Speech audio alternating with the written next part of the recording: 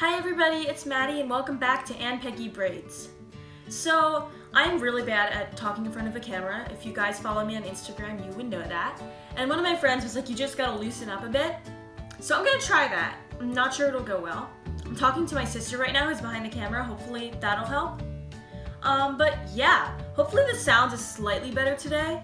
The lighting, still working on it. As you can tell, there's all these weird shadows all over the place. But that will get better, I promise. Hopefully. So today we're going to be doing the round braid, which I think is a braid that everyone should know because it's just as easy as the French braid, except so many people do not know about it. I didn't know about it until a few weeks ago. The thing with the round braid is there's so many ways to do it, like so many ways. So we're just going to teach you 2 of the ways today so that hopefully you can get better at it and learn how to braid better. So yeah.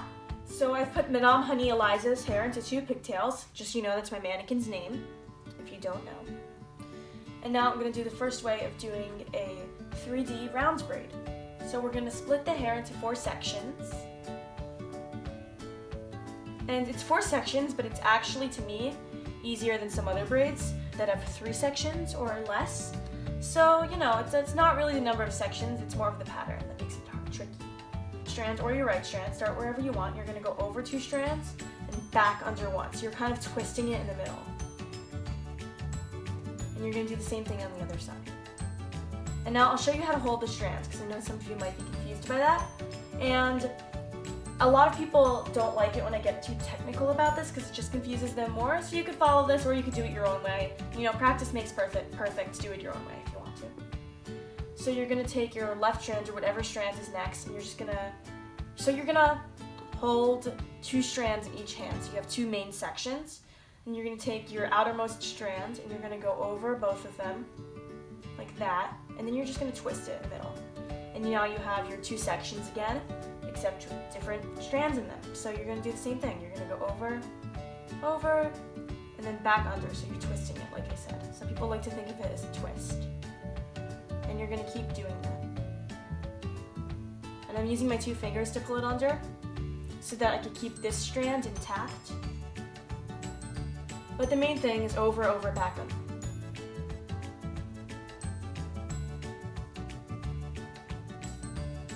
So I'm just going to continue this all the way down.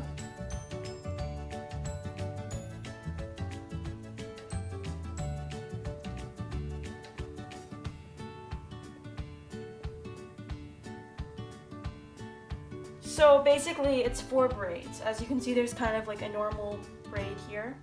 And it flips around and there's another braid. So it's a really cool look because it goes all the way around the same. So it's just super cool to look at, and you would never know that it's this easy. So yeah, I hope you guys like this, and we'll go on to the next style. So our next style is the 3D split braid, and that's what I like to call it. I don't know what other people call it. And this is actually very similar to the technique we're gonna learn next week, except this one is with a regular braid and the next one is with a fishtail, so stay tuned for that. And so we're going to start with 3 sections, and if you know how to do a normal braid, then the pattern is very similar. You just have to have a little bit more confidence in how you hold the strands.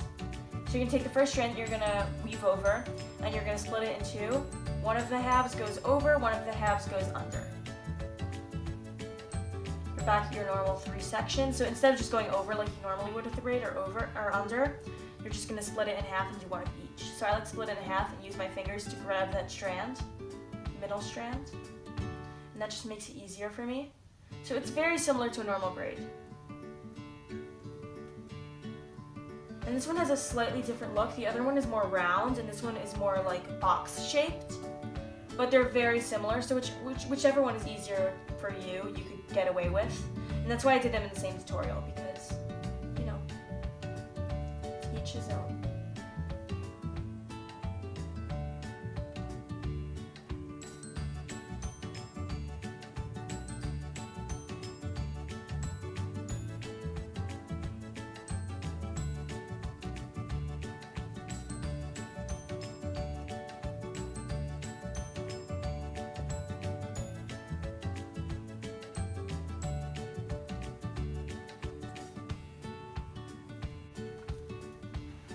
So there you go. As you can see, they're very similar but very different in the same time.